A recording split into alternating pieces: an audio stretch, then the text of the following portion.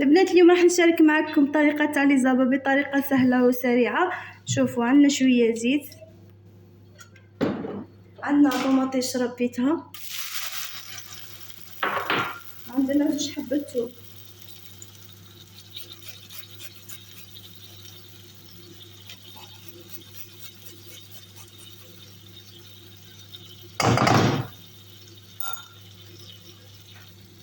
البنات خليو الطماطم تاعكم مليح، الطوماطيش تاعكم خليوها مليح عاده، وديروا لي زابا تاعكم وديروا التوابل وديروا مغرف طماطم معلبه.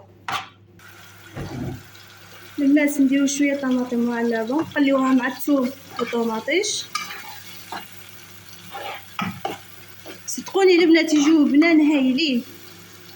البنات شوفوا معايا، عندي مغرف صغيره عكري، مغرف ملح، مغرف زنجبيل، شويه فلفل اسود ومغرف كركم. شوفوا معايا البنات،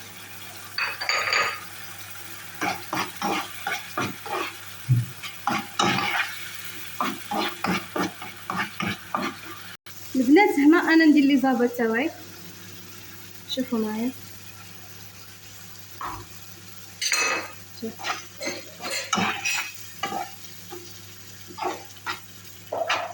هنا نخليوهم يطيبوا، نخليهم يطيبوا على نار هاديه، واخر لمسه نديروا شويه قزبر والطبق جاهز ان شاء الله.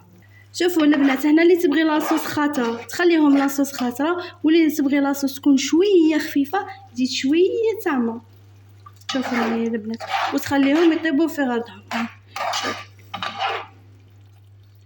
باش تجي لاصوص شويه خفيفه. واذا ما بغيتي لاصوص تكون ثقيله ما تزيديش الماء، خليهم هكاك. شوفوا معايا البنات هنا البنات نديروا شويه قزبر. البنات دوكا نديروا شويه قزبر. شوفوا ونخليوهم يطيبوا.